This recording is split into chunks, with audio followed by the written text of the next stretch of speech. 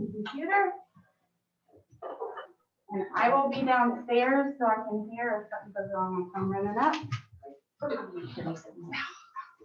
Told you. Hello, everybody. Heck yeah. So yeah, we were asked to come up and talk about short sales and foreclosures because we have a bunch of experience doing it. And really the most important thing to realize is something that we've been taught through Keller Williams for years is you need to act like the market you're getting ready to be in, not the one that you're in. And all the handwriting is on the wall right now that we're starting to see shift in that direction. Foreclosure listing for the first time in 5 years, 2-3 weeks ago. So this stuff started to come around. Short sales are starting to come around more. And just my theory is we've been doing this for a long time in terms of our values, where our normal appreciation is about 3.8 to 4% a year. We've had clips, 12-month windows over the last 5 or 6 years where we've gone up 14%. It's just not healthy.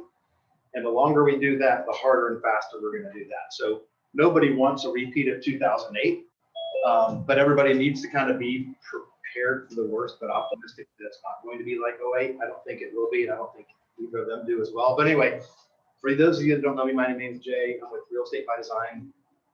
Colleen and Nikki. Nikki Barnes, Real Estate by Design. So we're just going to really give you guys just a brief overview of what those two things look like.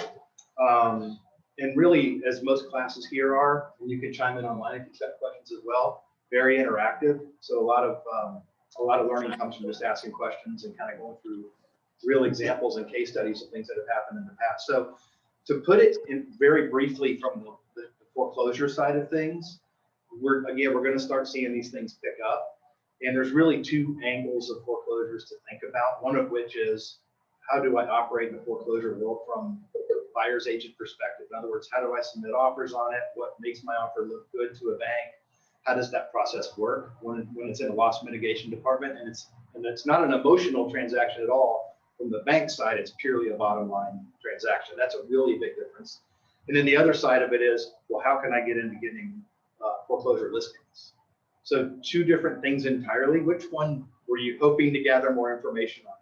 By show of hands, who was wanting to know the functional side of working foreclosures and who wanted to know how to get foreclosure listings?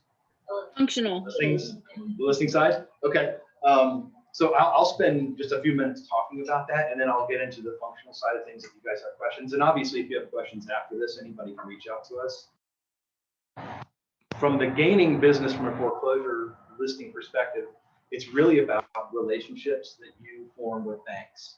And I would say, the big ones are Freddie, Fannie, HUD. Freddie and Fannie are tough to get because our office already has a contract with them, just being completely transparent. HUD outsources theirs to multiple different companies, or third-party companies, loss mitigation companies, that then go out and have relationships in place with realtors. So I would say really a great way to start, and I can send you resources on this after, is to go out to banks' websites, especially HUD. Bank of America has one. I mean, all the big banks you can think of, Chase, how to become a preferred agent / broker in their loss mitigation food chain as far as disposition of distressed properties goes. Do you want to explain the difference between like HUD, how HUD is, FHA properties? Yeah. And so Freddie and Fannie back 80% of the conventional loans that are out there. So most loans that go through a foreclosure process, there's an 8 in 10 chance it's going to be backed by Freddie and or Fannie. Yeah, like Colleen said, the HUD stuff is all FHA. And really, the big difference between the two is Freddie and Fannie seem to be very relationship oriented. Like you have to kind of really work hard to get in there. And then once you get in, you've got a rock solid relationship, you maintain that thing. HUD, you can literally go on HUDhomestore.com and click on a button that says, be a part of the broker network, or whatever that looks like. So you can go to a lot of different sites. And again, I apologize, I don't have them here in front of me. I'm happy to send you a list. But there's a lot of different companies out there that service different banks. In other words, they do nothing but loss mitigation. They are asset management companies. And they go out and get business, foreclosure business from smaller banks. Those are really great places to start. Green River Capital is one. Asset management is another. So a general Google search, I would start with real estate asset management companies and just start going from there. But again, I've got a list I can send everybody. if you're interested in that. Happy to send that.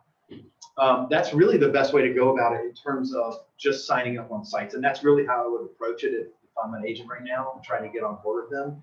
Is just literally going out and submitting applications on as many asset management company websites as I possibly can. And remember, when you're doing that, you can use the performance of our entire office, because this office is your team. Because a lot of times we're going to ask you about production and experience in dealing with REOs. You can use those, because it's a different language when you're talking foreclosures. So if you've ever seen a Freddie or a Fannie Mae BPO before, they look like dumbed down appraisals, but the meat of it is the same. Reactive comps, resold comps, a huge write-up, descriptions, adjustments based on condition, age, everything under the sun, just like an appraisal. The lingo is very different. So if you've got questions about any of that stuff, happy to help. We have, especially, Carissa, 5-6, really started this whole thing up doing short sales and foreclosures. So, and she worked for Freddie Mac before joining Keller Williams and getting into real estate, period. So we kind of understand that language really well. I'm happy to share. Maybe you have questions about the foreclosures stuff. It's such a broad topic. You don't even know really where to drill down. I have a clarifying question. Yes. Are you saying that we would do a BPO instead of the CMA if we're gonna? Yeah, so Right. when you get, we call them assignments, on the whatever, second Thursday of the month, the foreclosure sale, whatever it is, usually 24 hours after that, we would get an email that says, hey, we just foreclosed on this property. Nobody bought it at the auction. We're taking it back in our inventory. We need you to go out and do an occupancy check. And by the way, I never got my CHL until I started doing this, because you never know what's in the house. Yeah. It may be a renter. It may be the homeowner. It may be completely vacant. It may be a crack house. It may be a dog fighting house. We've had those where people would literally break into the house and fight dogs at night. You have to go out and do an occupancy check and then essentially do an assessment of the entire property. And that is a broker BPO. And it's way more detailed than a CMA. And it's really close to what an appraisal looks like. So, I mean, it's several pages long. Again, you've got all the same columns you do on an appraisal, and you've got all the adjustments you need to make for differences. So you have an apples to apples value versus as repaired value. And then you're making your suggestion. I would suggest we make the $22,000 in improvements to get this thing up to snuff. But then there's always a fine dance you're walking. Like sometimes you don't even want to hook utilities up because the place might burn down. And so a property inspection really happens from a buyer. You don't know what they might uncover that you can't see with your eyes. So yeah, to answer your question, it's more detailed than a CMA for sure. But they wouldn't do their own inspection. Generally, buyers will. A lot of people made a ton of money in 2007 through 12, investors buying these properties. Because think about it, the average value in 2006 in Denton was 146,000. It's 280 now. And this is going outside of the walls of Denton. I'm using Denton as the example. So we've almost doubled our value in 14 years. When the bank is counting on your BPO to tell them where they're going to list that, Yeah. because they don't want to list it at a high price and nothing ever happens. Well, they order an appraisal as well. And if there's more than a 3% variance between your BPO and the appraisal, they'll order another BPO from an independent agent and pay them like $100 to go do it. That sort of thing. That's really how they come up with their price. And banks generally, I don't know what their strategy will be kind of as we go into this next wave of them. I assume it'll stay the same, but banks usually will take the higher of those two values and add 2 or 3% to it as their initial list price, just to throw it out there and see if it sticks. Maybe something comes in, and as ravenous as investors are, it usually happens, especially in this climate when investors have nothing to buy. So and they also grade you on that. yeah, and that's a really important factor. So if your values are extremely low consistently, and then all of a sudden the sales price comes in 18% higher than you keep suggesting, there's a problem there. They're either thinking potentially that there's a training issue with you and they need to address it with you, or you're trying to cut the gut out of the property just to unload it, make a quick commission. You never know. But the great thing about, and this is why Carissa loves foreclosures, me not so much, is because there's no relationship. There's no emotion involved in it at all. There's no touchy-feely. There's no I'm getting cold feet. It's purely driven on numbers, 100%. And a lot of times, like the short sale stuff, it's an emotional front end because you're talking to somebody who's behind or distressed. But from the bank's perspective, it's bottom line. It's really the difference between a traditional transaction and what we call an institutional transaction, which is what a foreclosure and a short sale is. Going from a buyer's agent standpoint, how are foreclosures different than traditional? Yeah, so it's funny you mentioned that because we got our first a couple of weeks ago from a third party. It's a HUD foreclosure, and it was a third party that we had never done business with before. So we knew the process for all the other ones going, back 10 or 12 years. But this we were kind of, Colleen mainly, we were going to learn on the fly because we didn't know what they expected. Because usually the banks will give you a very specific set of instructions, the listing agent, to upload into MLS that is for buyer's agents, saying, okay, if you're interested in this property, here's what you have to do. We need this form, not that form.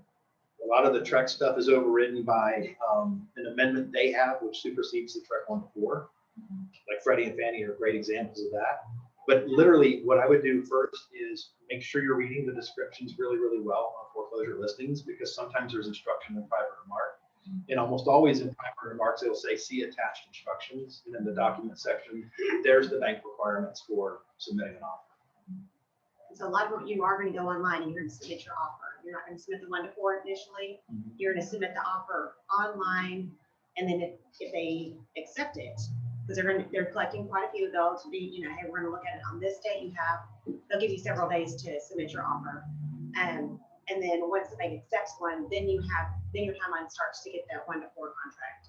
That's some of them, like HUD, that's more HUD. But on Fannie and Freddie, Yeah. I mean, it was a 1-4, but you make sure your clients know that one, they have a bank addendum, and that bank addendum, like Jay said, supersedes everything. So you still have to submit all of that, but you need to make sure you're going over that addendum really clearly with your client, because that really. Yeah, and making sure that you're submitting everything they're asking for, because just like in a short sale situation that they're going to talk more about, is if your offer is incomplete, in other words, it's missing one thing that was required, you just kind of go to the bottom of the pile. Unless you shine way above the rest in terms of bottom line, and they'll come back and say, hey, we didn't get this one form from you. Otherwise, they start to get overwhelmed at a point. They get buried in offers, and we know that all too well. Going back 10 years, it was insane.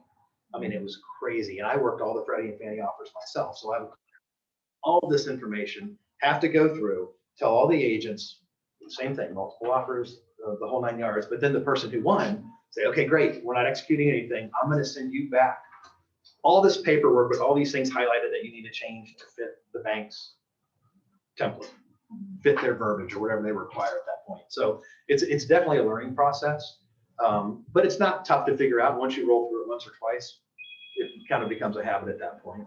Right, so things like they're sold as is typically, so that's something, you want to make sure your clients have that expectation that it'll be as it is. Sometimes they're not, and like with HUD, a lot of times they're still going to do this, but it's up to the buyer to have utilities turned on. So there's things like that you want to make sure you're aware of, and you make sure your client. And they sign a waiver before they turn the utilities on.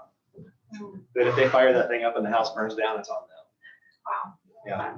And there were times when agents had to have utilities turned on in their name. Yeah. Instead of the buyer. So all of those are just things you want to make sure you're looking into for that specific property for your client, so you're aware of what expectations are. And grant a little latitude to the listing agent, like us on this one. We knew nothing. We were blindsided with it. Like, we need to BPO in 24 hours. It needs to be on the market in 48. We need pictures of time date stamps within 48 hours. We're scrambling, 3 of us going crazy trying to get all this stuff done. And we weren't even given instructions on what are your instructions, bank, for submitting an offer on this. How does that look? Because the first offer we got on the property was a 1-4. Especially if it's a smaller bank that's foreclosed, they may not have a system. Maybe they weren't around during the recession to where they have a person that this is what they do. They may not have a process. So yeah, and by the way, that's, you mentioned smaller bank. That's a really great place to start if you're interested in getting foreclosure business or listing. Like you said, a lot of these smaller banks, there is no asset management department. There's no loss mitigation person. There's nobody who has all this stuff fall under their umbrella. It's thrown on somebody who has 10 other jobs. If you can go in and kind of be an advocate for that person and show them how to do it, it's almost your business to lose at that point. If you can set up a quasi REO department for them and at least have that relationship in place at the very least, you're going to be the front of the line person unless somebody else calls them and just impresses the what out of them. But typically agents aren't calling the smaller banks. I did a short sale earlier this year, and the bank had no idea. At first they said, no, we're not going to do it. And I said, yeah, you are. Here's how it's going to go. And I walked the bank through, and then he was like, hey, can I call you? You know, if we ever need something like this again, can I call you? And so, yeah, the smaller banks, you know, it helps them more than So anything. every foreclosure listing you get is awesome because you, and Nikki can attest to this, you get buried in some calls from those listings. Because everybody wants to be an investor. You have to kind of weed through the real ones and the ones that are not quite legit. But going back again, 2006 or 7 through 12, Nikki and other team members killed it because we had so many foreclosure listings. I think the most we ever had in 1 month new was 28 new listings in 1 month. And that was from Freddie and Fannie. That was March of 2011. You are full of questions. That's good. How do you connect, like, okay, I have a friend at a title company who sends me a foreclosure list, but I don't know what to do with it. So like, is that stuff already hitting you as a foreclosure? Is it coming soon? Like, should I be We calling generally people? don't hear about anything until it has gone to the sale and nobody bought it. And the bank takes it back in inventory. And that's usually, you know, again, the foreclosure sales on that Thursday or Tuesday. I don't know why I say Thursday. By Thursday, in the old days, I would wake up at 6 a.m. hit my email and just look at the new assignments we got. And that was me for the next 2 or 3 days was getting my gun and going out and doing property checks. No. Because you never know what you're gonna get. I mean, we had a house in 218 and we had a crack house in Rome. You never, ever know.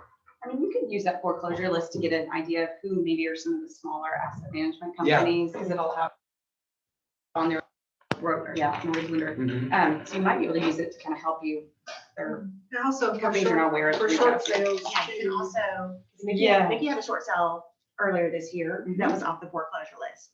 If you know the person, I mean, I got my license in the middle of the recession, so that was the first thing I learned was look for my friends, because that's where we all were. It probably is more of a benefit. And, As or a if it's short in, sale. or if it's in your neighborhood. You know, if it's an area that you're farming and you're like, hey, I know the comps in this area. You know, I know I could sell this one and, So just basically come from a place of compassion and not just like mail them directly. yes, don't expect a welcoming response. Yeah. Because here's a person who is losing everything. Yeah, I've called, I saw, first time I got that list, I knew somebody on it and I called her because I knew that she didn't.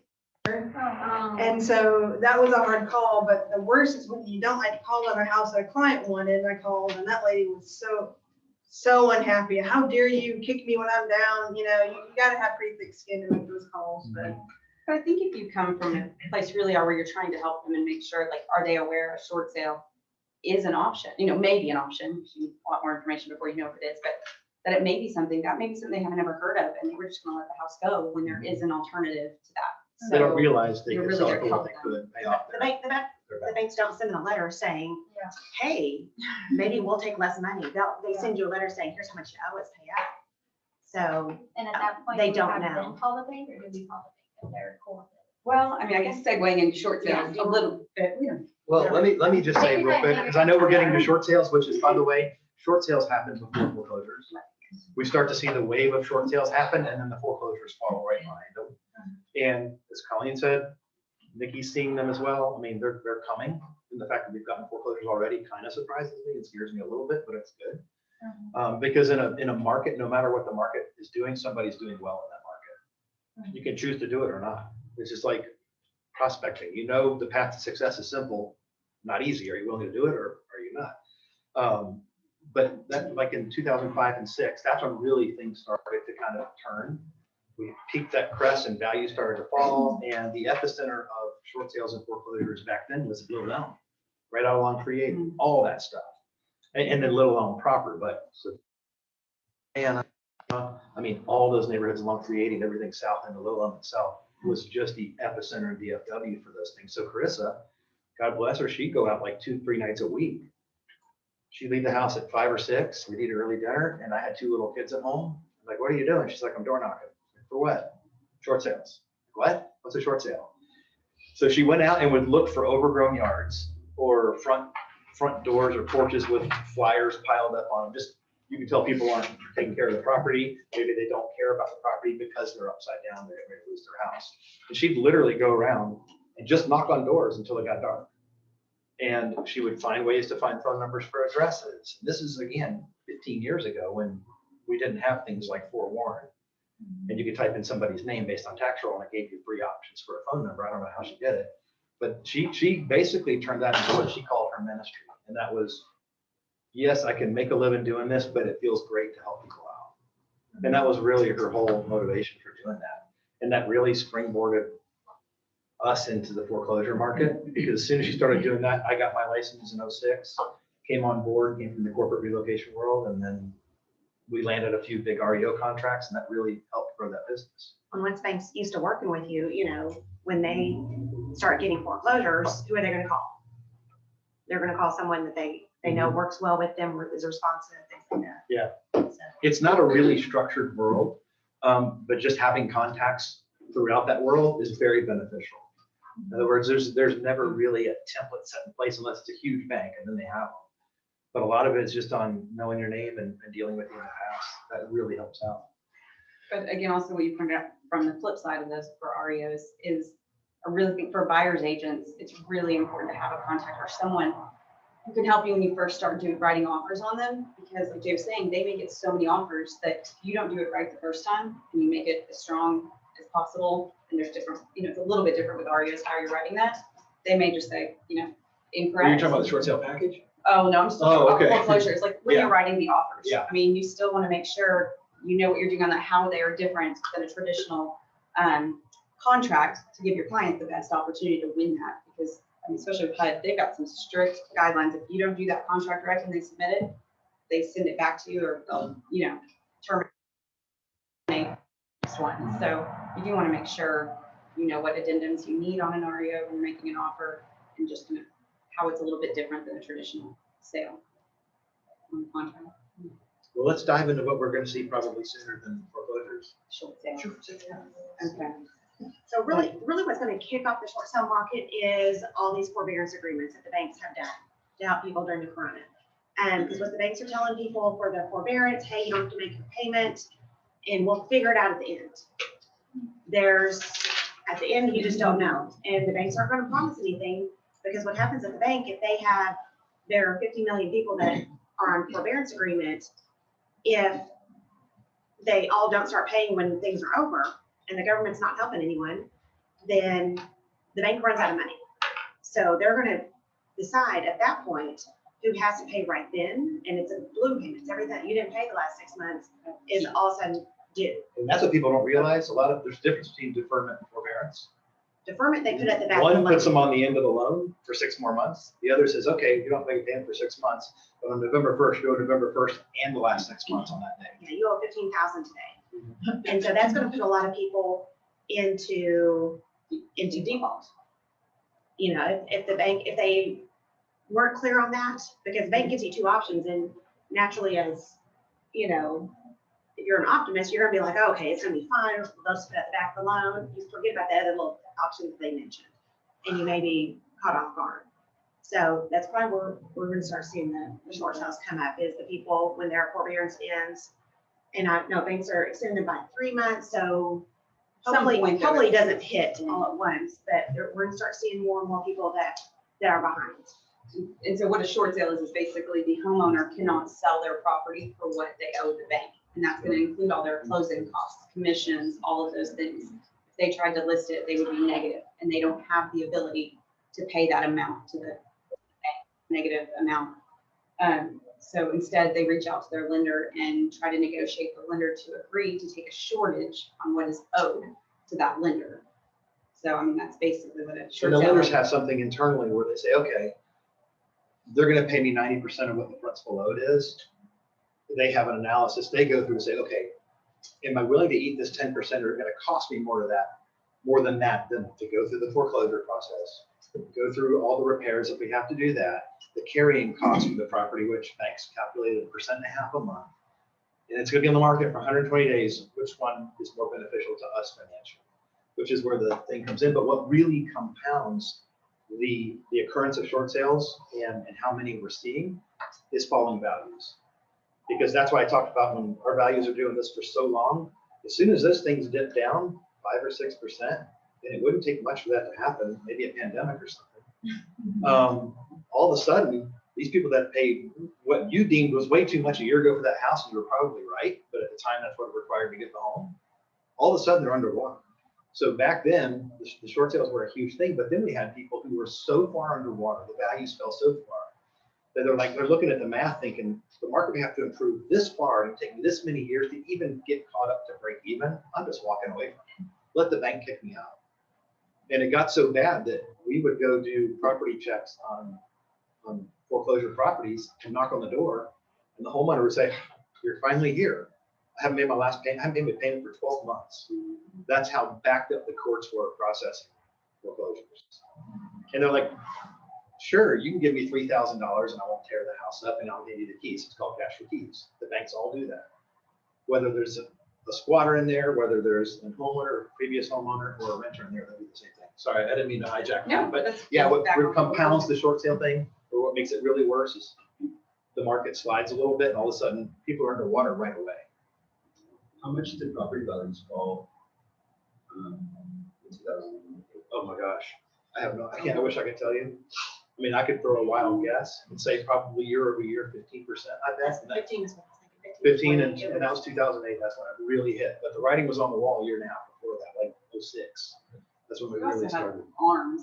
You have a lot Yeah, of yeah. people who did an arm instead of, a traditional fixed rate. And then, as that balloon payment hit, all of a sudden their payments go up, $700 more a month. They can't afford the house now, and they haven't built any equity in it. And so now they're underwater again because of those arms. That was a big thing. So in back their then. mind, even if they can pay for the house, a lot of people are saying, "Well, I'm not paying more than it's worth," and that's what I'm doing right now. So let the bank take it.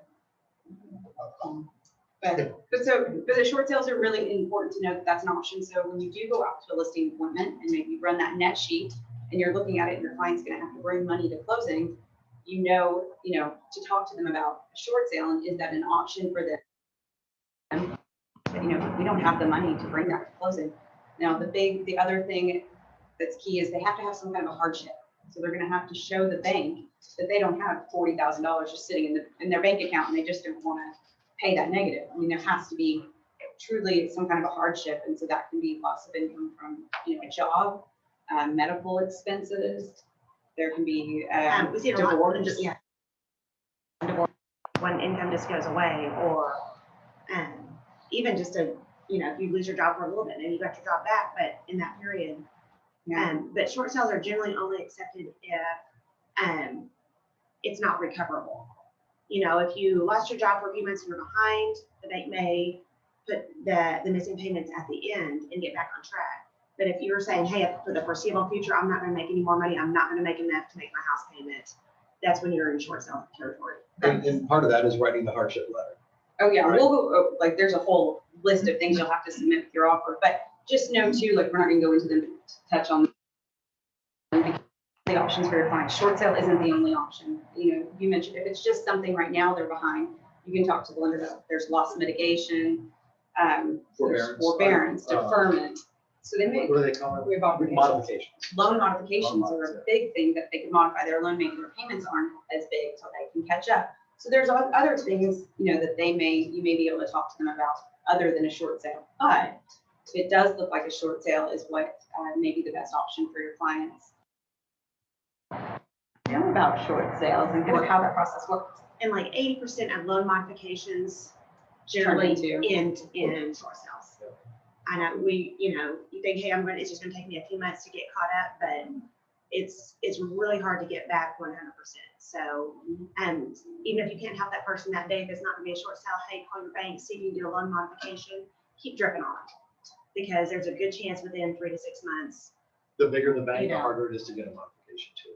That's a good point. They're quick to tell you, "Oh, sure, we can do a loan mod," and then all of a sudden, And 2 months it's- later, they show up on the foreclosure list. The bank foreclosed on them anyway. So if it does look like a short sale is kind of the route you want to go, then there's some very specific things you want to get from them at the very beginning.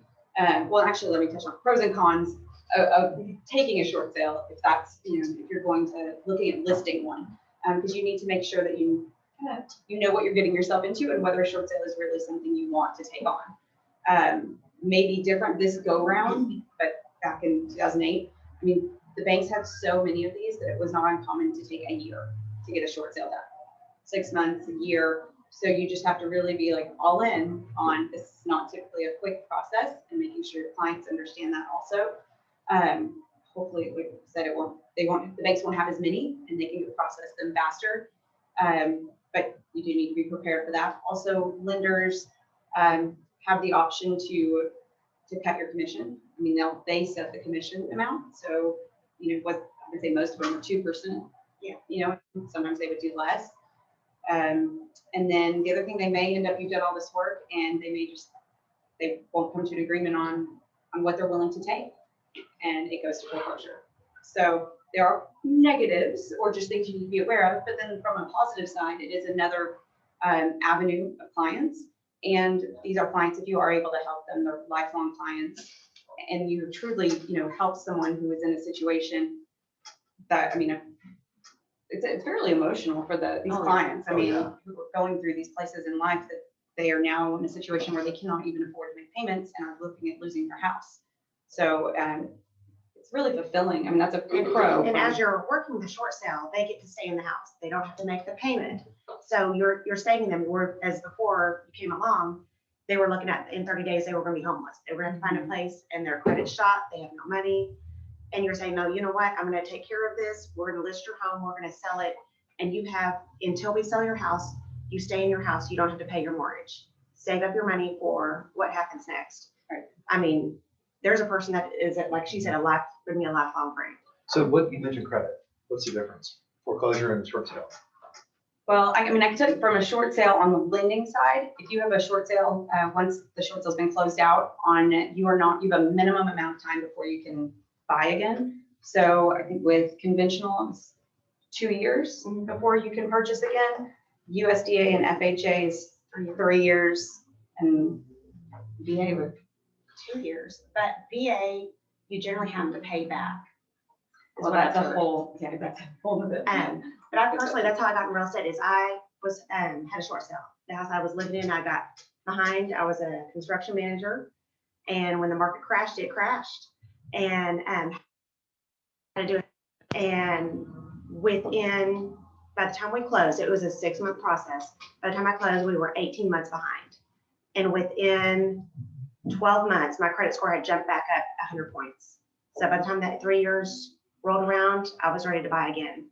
So And it's completely recoverable. And the difference between that and the foreclosure is like 5 years to 7 years. and it can affect your credit on the foreclosure. I mean, so that if a homeowner is behind on their payments, that is going to affect their credit, right? Because that is going to negatively affect it. Yeah, that's what hurts your credit is all those months of missed payments. Right. So the shorter that time period is, that the quicker that they can get it listed with you and you can sell it, the less hit their credit's going to take. And it'll take less of a hit being a short sale versus a foreclosure. And so that's a benefit. That's another benefit to a homeowner in doing this. Because a lot of times I have homeowners that just said, why shouldn't I just let it go to foreclosure? I mean, my credit's already ruined, you know, all these things. Why don't I just let it go? But so there are pros that, you know, will not affect their credit typically on a short sale. And they do get to stay in the house longer while they're not making payments. And the bank wants them to stay in the house. They want them to keep it in showing condition. They want to keep the utilities on. The bank's going to get more money if the homeowner's living in that house. So the bank encourages it. It's short sales and don't move out because the bank, really important. the bank pretty much doesn't want to work with you at that point. They're like, well, you've given up, or, you know, why should we even work this file? And it's easier on your sellers. They don't feel like they've lost the house either. They're selling the house. They're making no money, but essentially they're selling the house. Whereas a foreclosure, you've had your house ripped away from you. Like, it's a lot more emotional to be foreclosed on than a short sale. And then if you are looking to list a house that's a short sale, there's some additional documentation that you would need. And so each bank is going to be different. I mean, on what they may have their own, like Wells Fargo had their own short sale package. So you need to call each lender and make sure, is there a specific paperwork for that lender, or can you use just blanket? You know, we had our own short sale forms back in the day that we could use for smaller banks that didn't have. So you would want to find out that information. And the basic process is the first thing you're going to do is you need to get a third-party authorization from your client. that allows you to talk to the bank on their behalf. The bank will not talk to you ever unless that is in their files. So that is the first thing, is getting that signed by the client, getting that over to the bank, and following up to make sure that they have it on file. Because you can't get more detailed information about have they, asking any questions really about the file. If it's on the foreclosure list, like if there is a foreclosure sale date, that's gonna be your first question once you get in with the bank. Hey, how far? Homeowner's not always gonna tell you when those letters are gonna come in, because usually the first letters, they're like, okay, I'm gonna work on that later. And most of the time it gets to the point where they're not even opening anything from the lender. They really have no clue. They're kind of head in the sand. They're defeated. And so your first question to the bank is, do we have a foreclosure sale date? Where are we at? And let's get this process started, because we don't want that wording. Yeah, well, what you were saying is, I mean, if there's a foreclosure, say it's November 15th and you call and they're like, yep, there's a foreclosure date instead of, December 2nd. Okay, so we have 2 weeks to at least get that stopped or postponed. Can we do that? I mean, I've had people where I talked to them, it was 5 days before the foreclosure date. There are times when you're too late. I mean, they're not going to stop it, but Can't stop that bus. yeah, when you're 5 days out, a lot of times that doesn't work. So you just need more information. I've had them too, where if they were in the process of loan mitigation, the bank wouldn't allow them to do a short sale. They have to finish out the loan mitigation application or that process first before they could do the short sale. So that's all information you would need, to talk to the lender about. So you've got to get that third party authorization in first thing. And let the bank know, here's what we're thinking. Because a lot of times the homeowner has not responded to the bank's calls. Or, let the bank know what's going on. All the bank knows is they're not making payments, or they're behind, or, So just letting the bank know what's going on will generally just improve everything. Let's say they were about to, go towards foreclosure, but that you tell the bank, hey, we want to do a short sale. Okay, let me change the status of this loan right now that we're in, Yeah, because otherwise that person is literally a line on a spreadsheet at the bank. There's no humanization to it. There's nobody interacting on their behalf or for them. There's no plan in place to try to fix it and make sure everybody's happy. They're just a line on a spreadsheet or a number. Yeah, and once it's in the file that they are going to attempt to do a short sale and the bank said, yes, we'll look at this, then that stops that foreclosure. It postpones it while you attempt to do the short sale. You really, I would say follow-up is going to be the key of a short sale. Yes.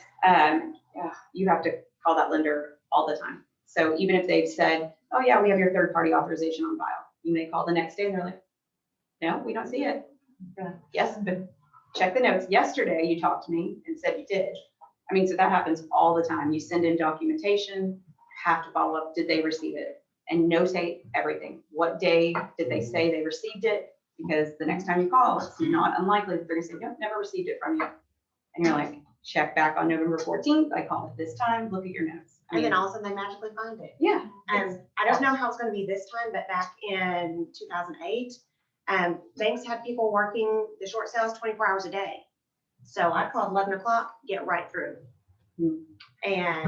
Or 10 o'clock. I mean, just late at night when an agent would be like, oh, there's not going to be anyone to chase. Well, yeah, that's when you get right to the person and you can get so much more done. And also because it's so depersonalized with the bank, you're helping your seller. Your seller is not able to take the personalization out of this. This is their home. This is where they've raised their kids. So you being that middle person makes it so much easier on that seller. They may never realize it, but you're helping them because you're able to depersonalize it and get to the numbers. It's not, because it's a numbers game to that bank. They don't care anything else. They don't care, because I had one, it was right before Christmas. They were going to foreclose on this property, and 2 daughters had been diagnosed with cancer.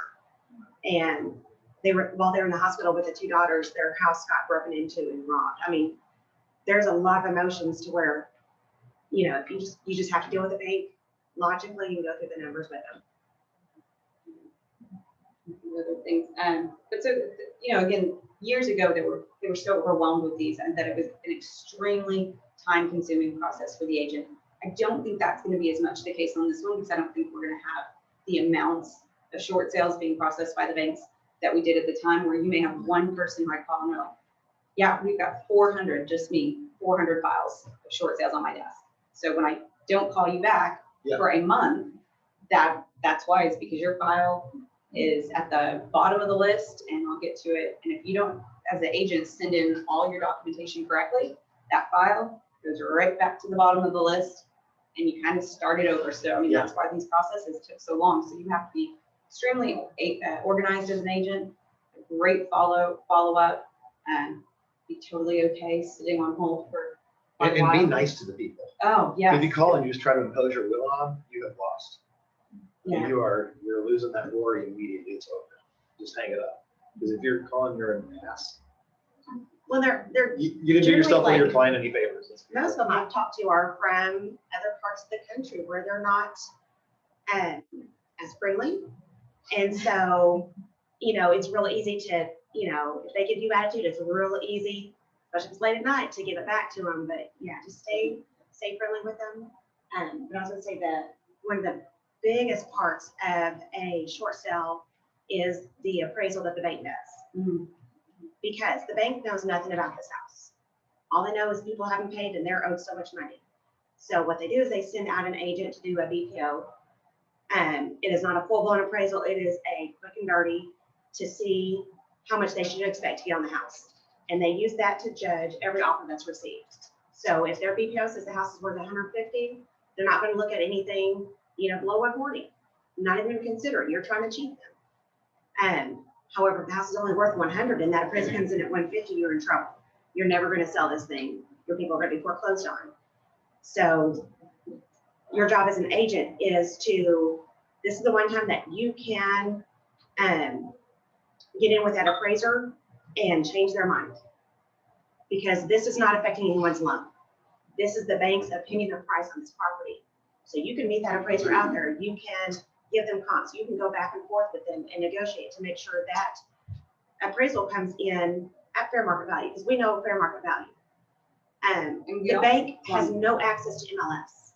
The bank has no idea what properties you're going for, what they're selling for. They're relying fully on that appraisal.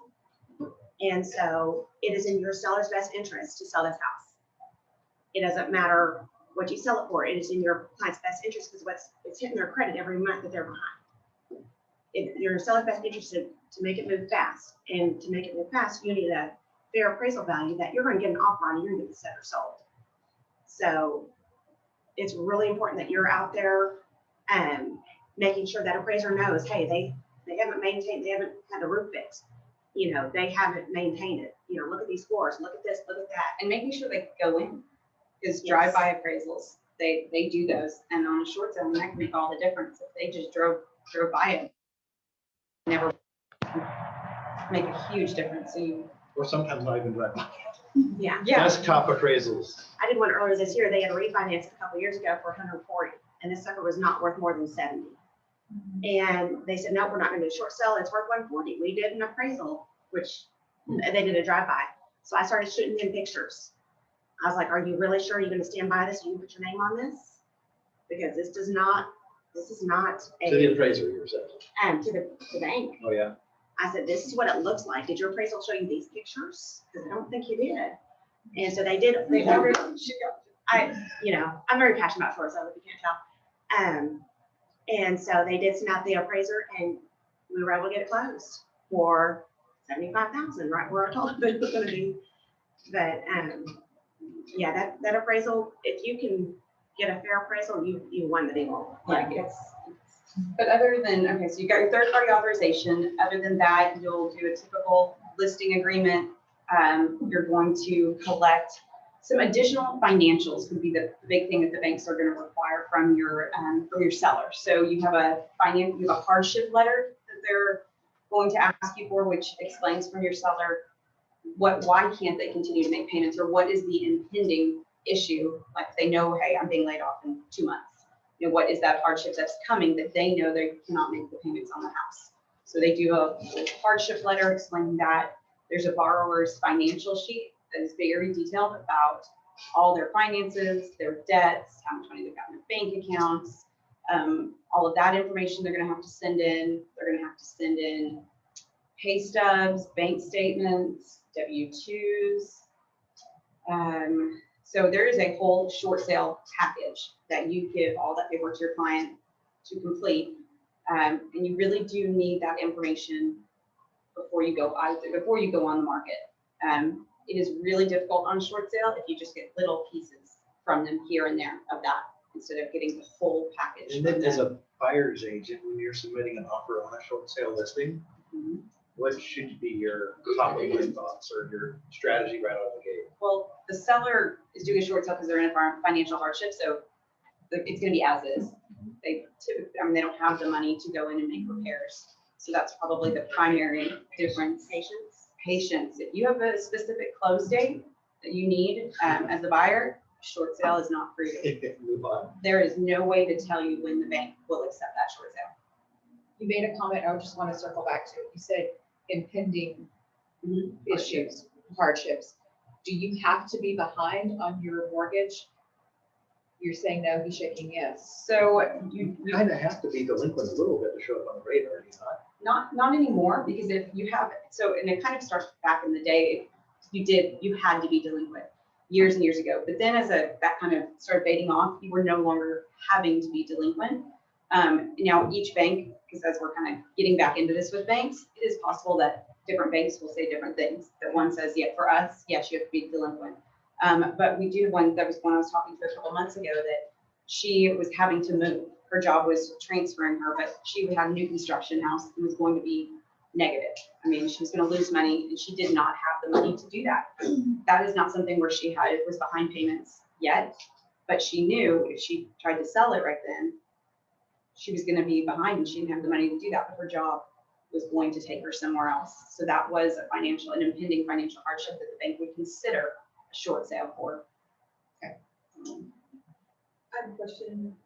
When you get the financials from your seller, like, what does the bank look like? What if somebody has like, is there money that's protected? I guess like if somebody has like retirement or 401k, is that expected that they use that money to pay off? You know, if it's liquid, they're going to look at that. But if it's money you can't touch, was my understanding. The bank also requests copies of your bank statement. Right. I'm talking about like retirement money. Well, generally, you can't touch that. Right. That's So you're if it's protected. liquid. I mean, They're certain.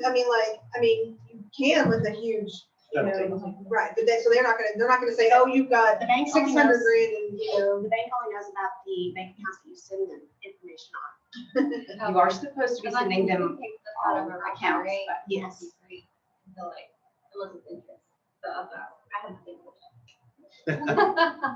You can send a picture of the empty mason jar that used to have money in it. The dust bunnies up. yeah, my understanding for the ones I've worked the most part is if it was liquid, if they can take it out, then they'll look at that and ask you about accessing that money. And if it wasn't, then no. You're also going to get a copy of your tax return. So if you're being really shady, it's not going to fly. They're going to find out. I mean, Yeah, if they you're- vet everything and they don't grant short sales if there's not a legitimate need. You know what I mean? I have seen them that if the bank really feels that, hey, they're just holding out, they've got the cash, they're just not wanting to do it, they will ask for, have you done promissory notes? They'll ask for a promissory note. On maybe $20,000. Hey, here's a promissory note, you're gonna pay us back this $20,000 over this term. Right. So we'll accept the short sale, but you do have this debt to us now that you need to. And then it's up pay to that person if they're going to honor that promissory note down the line. But how often does that happen? The promissory note. I mean, most people that are willing to go through the short sale process, they're legitimately in a hardship. Sure. I mean, I've only seen it probably less than 5% of the time. Yeah, it didn't happen often, but it is something good to let your clients know that is a possibility that the bank might accept it. You go through months and months and then they say, yes, we'll accept the short sale, in this house, the sales price at this amount. But, You can also negotiate as that seller's representative, you can negotiate that promissory note down. I've done that at least in half or something, The bank likes to feel that they won a little bit. If they just really feel that this person their hardship's not that convincing and they're asking for a promissory note, they'll throw it out there. Again, everything's negotiable. Yeah, like the situation with the impending hardship for that particular seller, it wouldn't have surprised me if the bank had asked for a promissory note because she wasn't behind. She just doesn't have the money to make up the difference because she would have needed to bring like 17,000 to closing with just building that new construction house. But she does have a job. So, you know, she does have income. So it wouldn't surprise me if the bank had asked, you know, okay, when you get to your new home, you know, in the next whatever year, you have 5 years to pay off this promissory note, because that is a possibility that that type of situation, she could do that.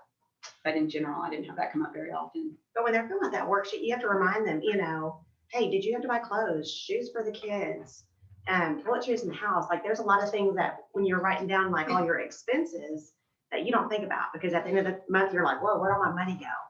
It's, you know, there's a lot of things you don't think about. So if it is looking like way off and they're like, man, I should be a millionaire actually based on this, you know, just kind of sit down with them and let's think about any other expenses that they're just not thinking of. And by the way, there's still, I think on KW Connect, still a lot of stuff on short sales and foreclosures, but there's probably going to be a lot more just because of the environment we're sliding into. I think we're going to see a lot more stuff in terms of classes offered on these things. And the other thing I'm not sure yet what each bank is going to do, they would differ a little bit on whether or not you had to have a fully executed contract when you submitted your full short sale package. I've had them go both ways, where you could submit everything to the bank to get that started while you're getting the house ready to go on the market and getting that going. But I've also had banks that have said you need a fully executed contract, and then that goes into your borrower or short sale packet, and you submit that, and that's what starts the short sale, which would then kind of delay their foreclosure. Really important to know what that is, you know, how the bank's going to work that, because if you need to get a short sale stopped or a foreclosure date stopped quickly, you need to make sure that package you're sending in is complete. If that's sending in a executed contract, and Does then that maybe executed contract have to close, or could that executed contract fall out during option? you just need to make sure that you have everything included in that short sale package that they require. And one of those things is an executed contract. So that short sale package comes from the bank? The bank will tell you what they want in their packet. You wanna, Yeah, they give you a list of what you need to include in that. you want to screen share? Does it have to be a house that you do a short sale on? Like, can it be like a loan for a machine? For what? For a machine? Yeah, like. Oh, I have no idea. I imagine you could. I think anything you'd have a loan on, if the bank's willing to take less for what is owed, that is a short sale. Like call Jay, question. When does the option period start? So say you've received a contract, a 1-4 contract, you've negotiated everything, it's signed and executed, then you're going to send all that information into the bank. How do I know when the option period starts? Are you talking about a short sale or a foreclosure? Short sale. I think it's dependent upon the bank, is it not? So once you are under contract, the short sale, the option period will start. Once the bank approves it, you will get an amended executed date. Kind of like a backup contract type situation. And there is a track form for a short sale addendum. So you put in 7-day option period. I'm assuming you don't. It could end up being 3 And then weeks. as soon as you start it in, they're gonna tell you your option period starts now. If you have the buyer, I would wait until the bank accepts it. You don't want your buyer to spend money on Anything. anything if the bank's not going to accept it. That's why the bank amends that executed date. Can investors have short sale? Yes. They're usually, a lot of times it is investors, because not a lot of buyers have the flexibility to say, I can wait 6 months for this. So investors are primarily. So much of the success when you're representing the buyer on a short sale and whether this thing makes it home depends on the competency of the listing agent. Definitely. Did this person just take a short sale listing because they heard the term short sale and it's a listing? Or do they actually know how to work it? And You have to, don't you think you have to Oh, vet as a that person a buyer? little bit? Because if you're not vetting that listing agent and they don't have a clue when you're dropping little buzzwords, Walk away. And you might walk away. Yeah. It's good to call them and say, hey, do you have a foreclosure date set? Has the bank, who is the bank? who is the bank? You want to know who that lender is. If it's an FHA loan that the seller defaulted on, they will do an appraisal, and that bank has to tell you what that appraised value is. They have to say, okay, we valued this house at $150,000. They refuse to do that for me. Okay, I asked this. that means it was a conventional loan.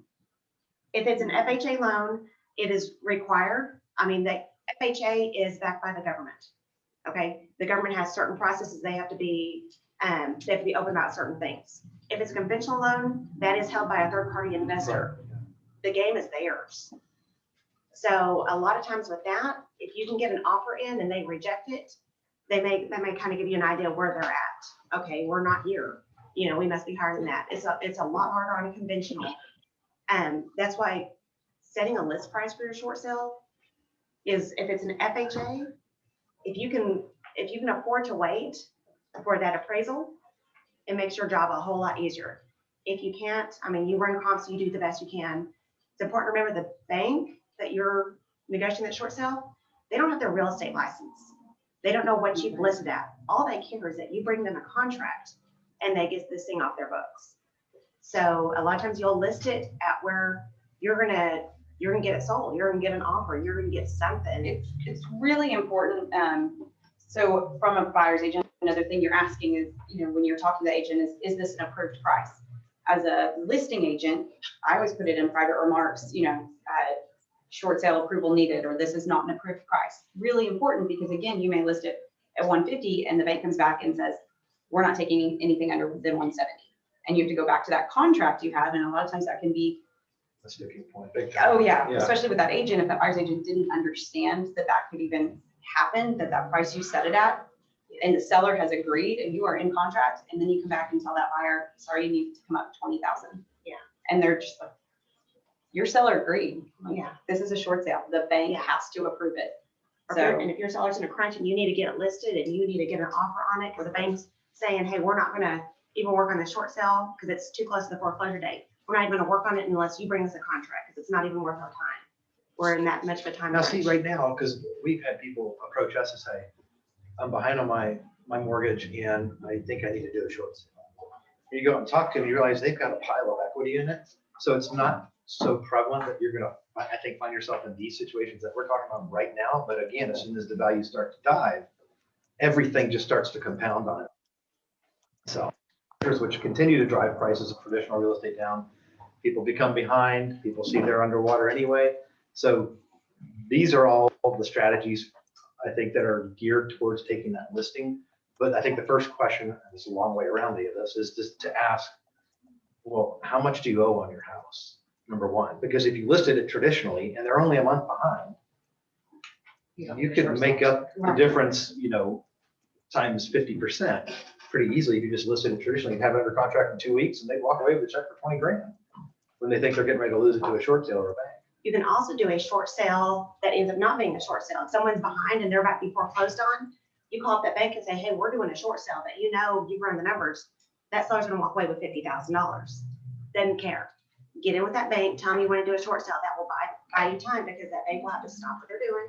They'll have to go do an appraisal. They'll have to process the application for a short sale. That'll buy you several weeks that property and get a contract before it even gets to that foreclosure. So that's, you know, we've seen that quite a few times to where they're about to be foreclosed on, but then at the end of the day, yours guy, how much did you walk away with? He probably, oh gosh, he walked away with, I guess he just had no idea the equity in his house. And so he was a couple weeks from being foreclosed on, and he walked away with like 40,000, something. I mean, We got him off the foreclosure list. yeah. Okay, there's questions, I think. So you're just requesting for it to be a short sale, then listing it conventionally, just to stop the Yes. process? The bank has no idea. They don't have MLS access. You do what you do. You get that house sold, because that's what helps your seller. That's your fiduciary duty, is to get that seller the best deal. If it's to make them 50,000, let's do that. But it's a communication with the bank. Like, hey, it's not looking good. And if that bank gets paid off in full, everyone's happy. Everyone's ecstatic, and you got a client for Scroll life. right.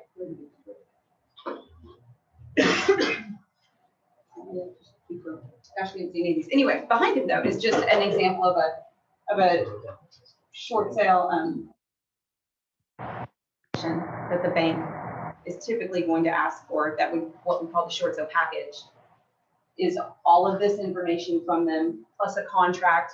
When you get a contract, you work with a title company to get a HUD, a CD drawn up, because you do need to submit to the bank what the shortage is going to be. They want to see every fee, Are they behind on their HOA? Is there another lien? All of these things. So you do have to have a CD or a HUD to send in with your short sale package. And then of course, all your listing paperwork. Banks In can't read a contract. Again, they're not licensed. They don't know anything. They can read a HUD. A HUD tells them how much money they're losing at the end of the day. And what fees are being charged, because they can come back and say, this says we're gonna take a $30,000 loss, but we're gonna counter and we don't pay these fees that the title company has on the HUD. We're not going to pay them.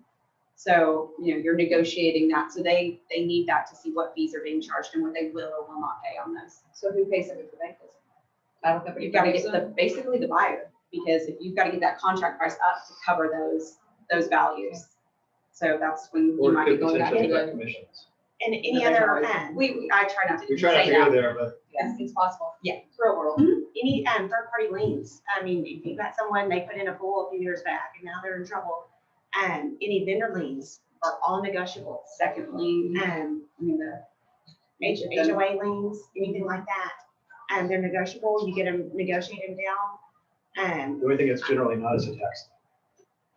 Yeah, again, that title will be able to pull that. That's also something pretty helpful to do. So did you not initially. tell title what words, so, okay, let me find the words.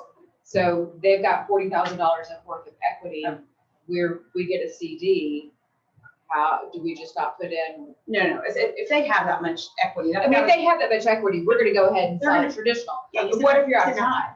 What if we, Really, Wow, the very first you know? thing you're doing, if that's the situation, is you're just getting your third-party authorization sent in so that you can call the bank and talk to them on behalf and say, hey, this is my client, we're putting his house on the market, we're doing a short sale. so we only go to title you're when we trying- know this is indeed a true short sale. Yeah, that's just kind of a side thing, Or another way if you your, can use if your it. seller says, hey, there might be another lien, I've got this guy that keeps calling me, and that kind of thing. That's good to know. But yeah, if they're short on time, they're about to be foreclosed on, but it's looking like it's not gonna be a short sale.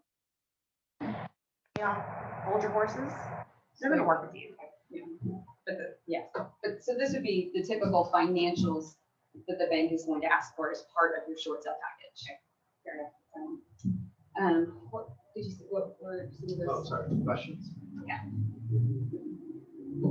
So how long does it take?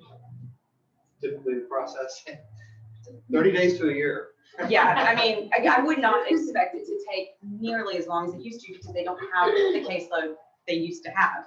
So I would probably say 60 to 90 days would probably. Once Roughly. they approve it, they got their appraisal and it matches real close to the contract you submitted. They're pretty much, hey, we're gonna run this through our department, get final approval, because they're losing money. They have a process to get approval to lose money. But by that time, it may just take your buyer 30 days. You're not gonna be waiting on the bank at that point. You're not gonna be waiting on the bank. You're gonna be waiting on the buyer at that point. Correct. So, yeah, it's 60 to 90 days. You've got to get approval, and then you have to get the buyer has to start their loan after. Yeah, you have, After that. that's when your option period starts. So it's, So people are asking for a copy. I guess with that list you've got on the screen. Sure. If you all want to go to the email, Or maybe they can type in their email in the chat box. Or is there somewhere I can share? email info@rebdgroup.com. another thing to consider for your seller is what happens after the short sale. When they have to move out and they have no money and their credit is trashed. That's a whole nother challenge, so that you can't wait till closing day to start on that. And it is gonna be harder to find them a rental. It's gonna be a challenge at that point. And so it's gonna be like the hardest lease of your life. And calling those agents and saying, here's the situation, we just did a short sale, this is what we've got. So just something to talk to your sellers about, once you got an approved contract, like, hey, what's the next step? Can't stay here, what the next step is. Yeah, and it does depend on what their hardship was, and just I think with anyone, if you've ever done leases and you have someone who doesn't have great credit, it's kind of how you work around it, but they also probably don't have a lot of money in savings to do you know, their deposits. So you do want to be thinking about that and kind of planting that seed within what's the plan for that. So, other questions? Or anything kind of talk about on the process or? Is there a difference between short sale and foreclosure for tax purposes for the seller? Or is that what you? There used to be, Do they get a 1099 for the difference? it used to be a 1099-R, and that says the government can tax you on any, was it discharge debt, something like that. And you can negotiate that as well. And I just did a short sale for a small bank, and he had no idea. He didn't even know how to do an approval letter, but in the approval letter, what you're gonna push for is that all, what's what I'm It's looking so for? long, I'm trying to remember how that was worded. Any forgiven debt is the seller is forgiven of all debts. Yeah, just because it says forgiven in there. There's something you got to make sure on the letter. 'Cause So otherwise- in They negotiating, won't have to recognize that as a- it's forgiven. but- if it's forgiven. If it's not forgiven and in the mail, they get a 1099-R, they better file that. But that's something, I mean, you can ask the bank, you can try to negotiate that. Some will, some won't. It But just seems like there's I don't even know if there's a fine line between, as real estate agents, and then how much you have to know on the lending side, and then, tax Yeah. side. I mean, the tax side, we're always going to say you recommend talking to Your tax attorney. Yeah, exactly, on that, because. I'm not a lawyer or an accountant. but that, the government when we had the recession, that was one of the things that there was a bill, like, we're gonna forgive all this debt, everyone's having a hard time. So I wouldn't be surprised that the banks that know what they're doing, that's to be expected. And the banks that don't know what they're doing, you can tell them, hey, I just need in writing that this is forgiven. And act like that's what they're supposed to do. Deanna asked, when do you negotiate the debt forgiveness? And once you have an approved contract and everyone's happy, Emphasis on everyone's happy. yes, everyone's happy, the bank, that we can all see the light at the end of the tunnel. Yeah, you got to get the short sale approved first, then you can look at that. Any other questions you guys have? I mean, obviously, we're available anytime. Yeah. Yes, sir. Question on foreclosures. I know y'all said that the addendum of the institution supersedes the law. Correct. So in that case, I mean, is there any examples that we can look at? I know that institutions can do that. It's, yeah, like I mentioned, the two biggest ones out there that consume 80% of the conventional loans are Freddie and Fannie. And you can go Google each one. Fannie Mae, real estate contract addendum is what it's titled. And you can Google them and find them. I've got samples, in fact, probably literal stacks. And Hundreds I'm of assuming them. that's our job to interpret it for the. Well, so when we list one of those properties, we put all that addenda in the document section of MLS. Because as agents, we're not the smartest lot. We don't necessarily read instructions. Hey, I'm coming from a place of right here, transparency. I like, the grill, when I buy the grill, I just look at the box and think I can put it together. I never open the book, and then it looks like a beat up VW. Read the instructions, because generally it's all in there. Because every time I fielded an offer, 50% of them would come through just like a normal truck 1 to 4 traditional resale.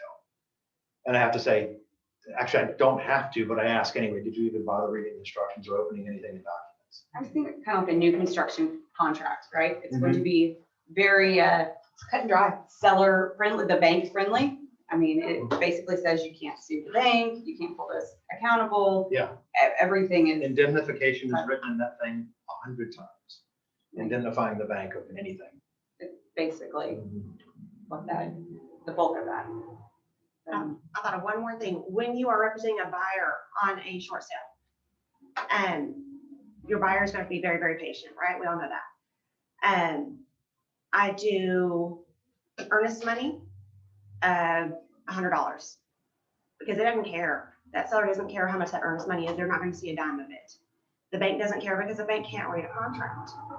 So you put minimal earnest money, you put $1 for keep your buyer super, super patient, because they don't have, $1,500 floating out. Well, the seller also cannot profit from a short sale. Yeah. So option money can't, I mean, it And really it's isn't. consideration, so whether it's just $1 Mhm. for option money, $100 for Ernest.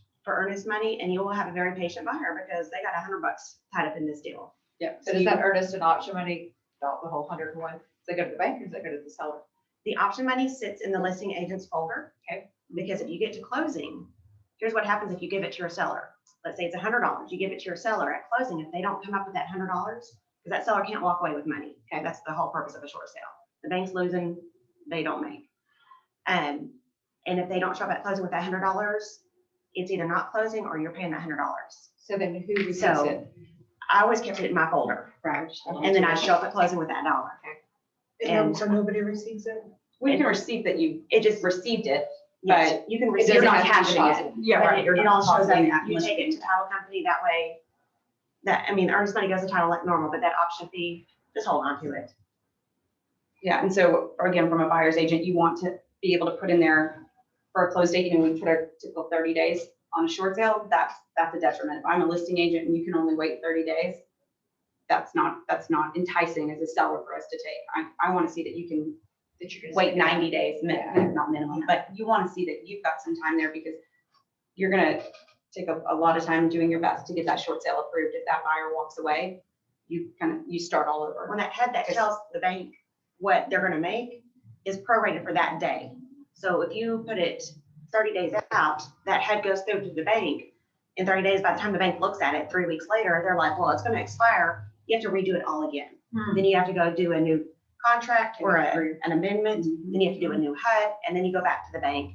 That listing agent's not gonna wanna do that. How does the cash buyer affect a short sale? Deanna asked that. The bank does not care where that money's coming Yeah. from. It is bottom line. How much money they They've get? got a number in their head. If it's FHA, they'll tell you that number. If it's conventional, they're not gonna tell you. You can ask as a listing agent. They slip up and tell you that's happened. It never hurts to ask, because at least you all know what number you're going for. But the bank doesn't care where that money comes from. Any more questions from the room? I think that's it online. I think that's it. If you guys have questions, just reach out to us. Oh, I was sorry. gonna say, because I took a call a second ago and I missed, when I came back, you guys talk about the sellers walking away with money. Is that just if they're close to foreclosure, you help them sell their house faster than? I missed it. so I'm just asking. If they have enough equity, and let's say they're about to be foreclosed on, and you just start the short sale process with the bank, just to get, The Stall it. foreclosure, that's not as much doing a short sale as it is more of a Playing the tip system. a tip that if you have someone who installing the bank. But I mean, you want to, if you run the numbers and your CMA says you can sell it for more than what they owe and they walk away with money, bank is happy. Right. The only time, if the bank is getting short, that seller's not getting anything. However, if the bank is paid in full, they don't care how much that seller gets. Oh, I understand, so. Yeah. Sorry. Oh, no. Cool. I think that's it. Thank you all. If you have questions, let us know. I know there's probably, it goes real deep. Stuff. We're here to help. Yeah. DJ, what was the email that you put in there? info@rebdgroup.com. Info at- REBD, for real estate by design acronym, REBD groups. Yeah, we have to, how many times a day we have to say? I know. Bar. I do it in my sleep. Hey, how are you? What's up? We should I have. was gonna one of those foreclosures y'all had on 27th. Everyone's in there, yeah. REBD is still under Hilton. Really? We moved back. And we, Rhonda was a realtor. It was on top Okay, I have to go work my points. Did we get the answer to how many on the of. 25 invites? Yeah, She did. Yeah, I was there. Because what I did on my Facebook. And I don't know was what went it ahead is. and did like- I started my name and I wrote down where I left off, so that she gets ready to go back to. Go back to there. I'm sure they're paid in half. Yeah. They're not. What number the banks? Only if it's an FHA appraisal. Okay. They don't do appraisal if it's FHA. they have to You need disclose to that. be first. Yeah, if it's conventional, the bank won't tell you because, they're They running want away as much as they. as possible. Yeah. So they're just waiting for offers and we'll see when. Isn't- yeah. Well, you want to, as a listing agent, you want to submit everything. Yeah. And then the bank, then they counter, that's the case scenario, they counter, and you at least know kind of where they are, kind of where they're at, Yeah. or they can out and out reject it. Most of the time they'll counter though. Because otherwise we're gonna be playing this game forever, right? Advance never ends at that point. Yeah. And so, I mean, this is a super low ball offer, just at least throw it to them and, you know. Jay, you want to see my new job Then they, listing? I mean, if they're Oh, yeah. really far off, It's a if doozy. they're, you know, you don't know what their price You have to is, get it's job really eats. far off, right? Then they may. Oh, we start can to get face reduce, masks. you know, if they're like 2 or 3 low offers, then they'd be like, hey, You we're gonna do that. need to think a Actual little price. bit. Okay, so they're like, you can create like a, option that Yeah. they can totally Yeah. price, and they reject it. Don't really count on your house way off. And then you get, oh, well, Then, you what's know, going on here? hey, you know, I don't think your appraisal will win.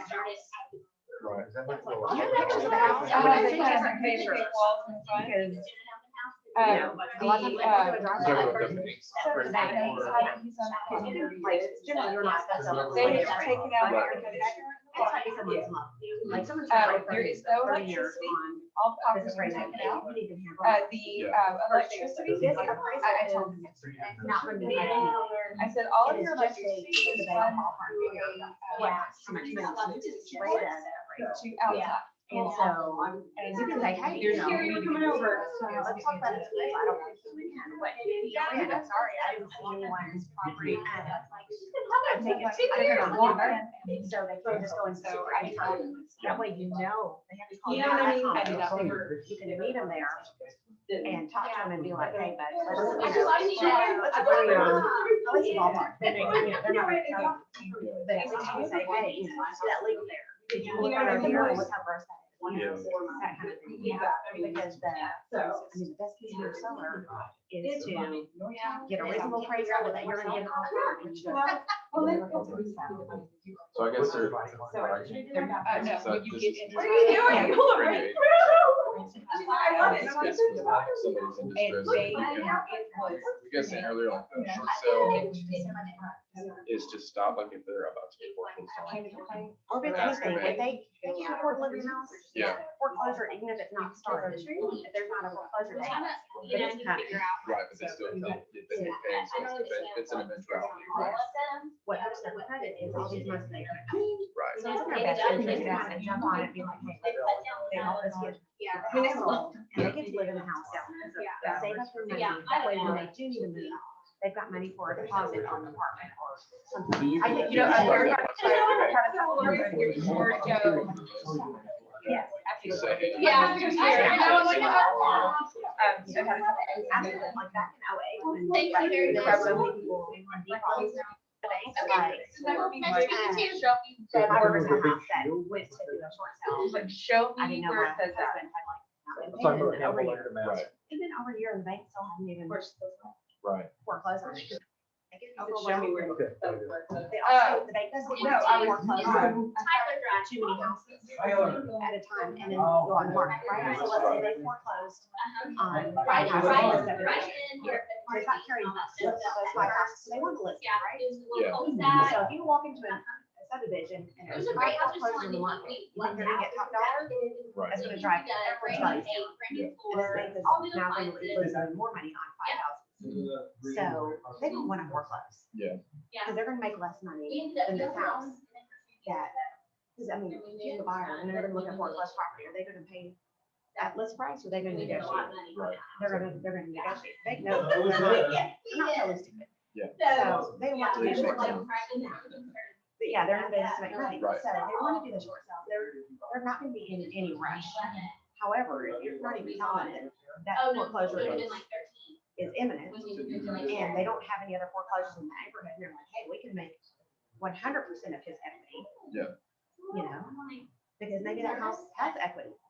That person's just head buried in the sand, you know, I can barely buy food for my family situation where they're just not gonna call the bank and say, hey, let's talk business. Mhm. You know, that's not where those sellers are. Right.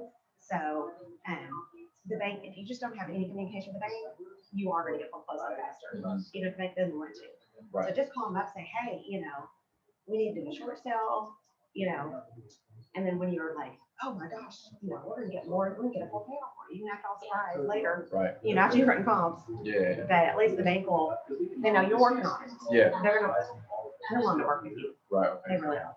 Cool. Thank you. I appreciate all that. Thanks for letting me ask. I mean, I started doing that on property, like, before I was in high school. I didn't know you were supposed to be licensed. I was just,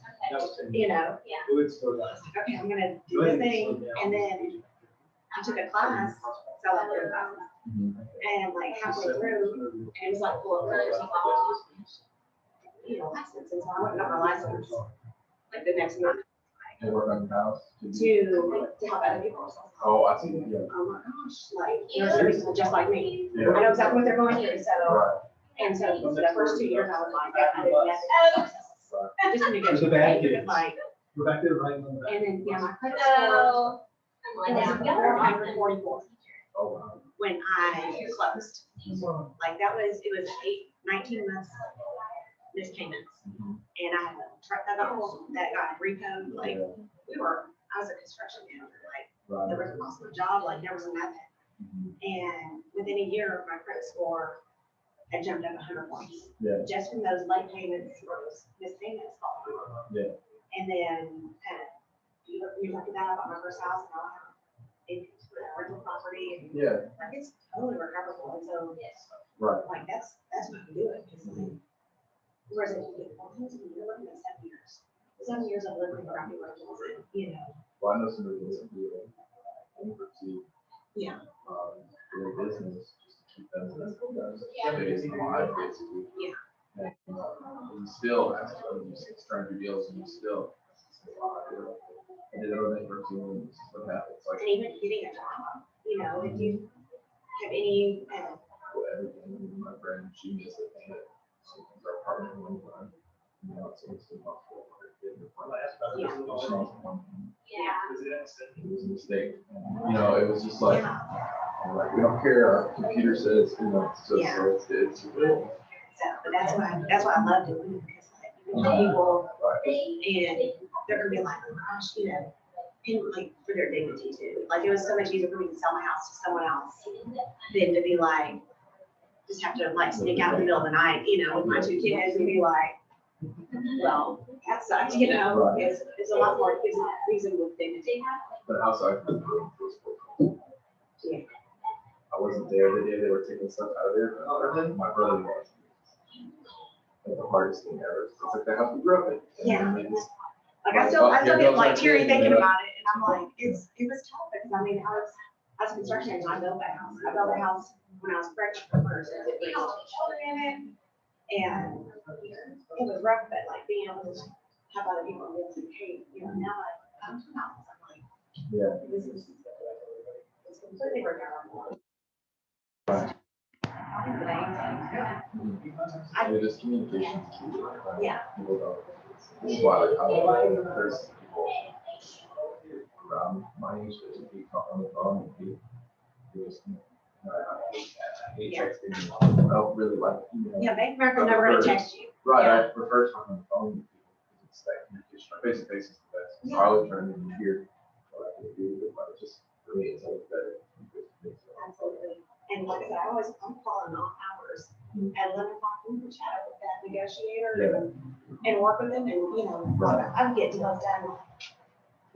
I would even close within 2 weeks, 3 weeks, just super fast, because you're not sitting on hold for an hour in the busy time when every other realtor's calling them. Right. I'm not really, but. Yeah. One that I did a short sale for a friend back in April, and the bank was like, no, we're not gonna lose money on this. Like, what do you mean you lose money? And I was like, yeah. So there's no way to sell the house for what y'all, they, my friends refinanced it for it. They refinanced it for way more than it was worth. Yeah. And I was like, no, I should have done better pricing when we refinanced it, but it's only worth this amount. And I walked her through, I was like, okay, send your buy out to an appraisal. I'm gonna put it on the market, I'm gonna get offers, I'm gonna present it to you, we're gonna talk this through, we're gonna get this figured out. Yeah. And the guy was gonna ask at first, and I'm like, hey, okay, here's where we're at, here's what the buyer is willing to do. And then by the end, he was like, hey, can I save your number? If we have other situations like this, I'd like to give you a call. And I'm Yeah. like, absolutely. Yeah, definitely. And like, he didn't even know how to write the short sale approval letter. Mm. He's like, I didn't read one. I'm like, I shoot him over a template, Mhm. totally approved, all debt forgiven, yada, yada, through he's like, not on Google, and got his bank logo, threw it on the top, Oh, but it's been a nice little signature. I'm like, here you go. And that's what we went with, especially like small banks. right. They're not gonna tell their boss like, we did all the work. Right. They're gonna, you know, I got this deal done in 30 days. Mhm. Here we go. Yeah. To do it starts. That's right. You know, I got promoted. That's right. The Christmas gifts are obvious. I'm just next door, Okay. and I've been here for What's yours? Halloween. Holiday. Yes. I've been here for like 12 years, so Okay, well, I'll still be here. okay. Well, thank you.